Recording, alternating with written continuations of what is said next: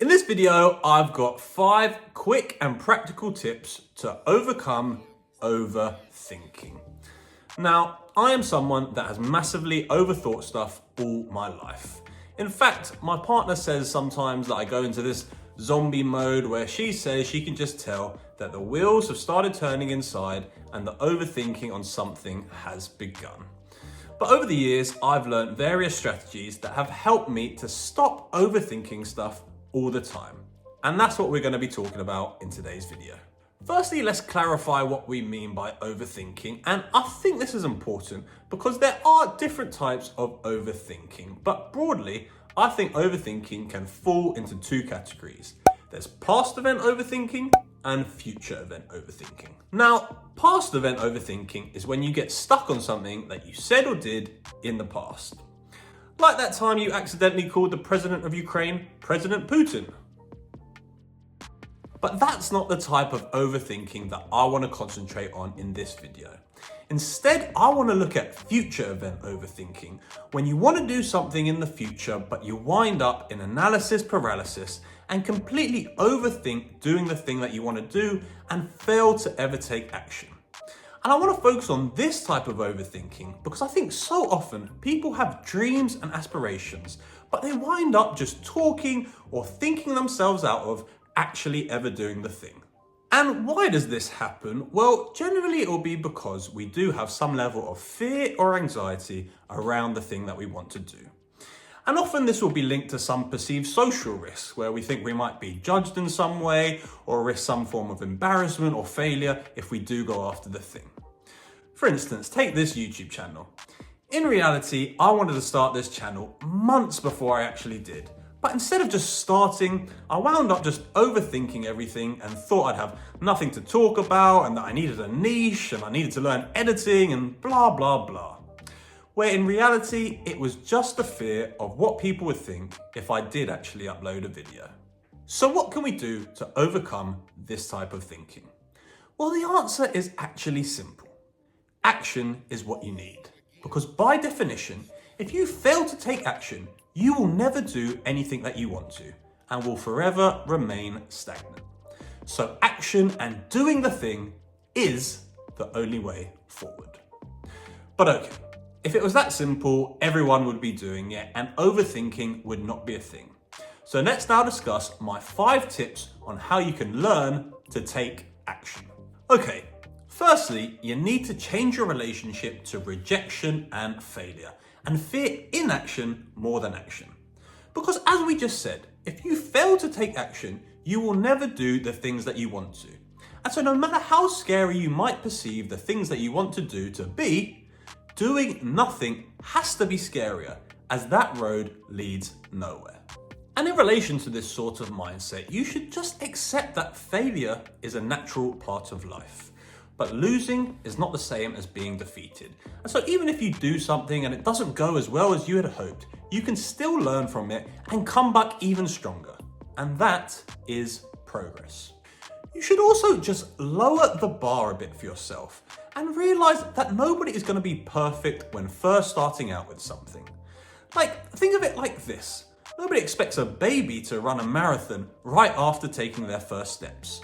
So why would you expect perfection from yourself right away? Instead, just allow yourself to suck a little bit to begin with, as you have to be willing to be seen bad at something to be good at something. Second tip is to just start. Because getting started is the hardest part and is the hurdle that most people fall at. But the truth is that you don't need to have everything mapped out to get started and have all the answers to everything and be this extra polished and extraordinary person. So just get started, however small it may be. And as you do start, you'll start to build confidence in yourself and your abilities and see that you can do things, which will then give you motivation and momentum to continue. And as you keep going, you will start to realize that the things that you worried about were really all up here. Hey guys, if you're enjoying this video, please do give it a like and make sure to subscribe to the channel. I'd really appreciate it. My third tip is to try to slow the brain down and gain present awareness. Because when we do start to overthink, it will generally be because our mind has just gone into overdrive about something. And maybe we're catastrophizing about what we think will happen if we do try to do something. Or maybe we're overgeneralizing something that has happened to us in the past and thinking for sure it will happen in the future. And our mind is just tick, tick, tick, ticking and running away from us. It's important then to try to pay attention on the present moment, because when we are fully present, it's essentially impossible for our mind to run away from ourselves with worries. And there's different ways that you can try to do this. For some people, meditation and breath work really works. For other people, it will be exercise or being in nature, or just really focusing on a present bit of work.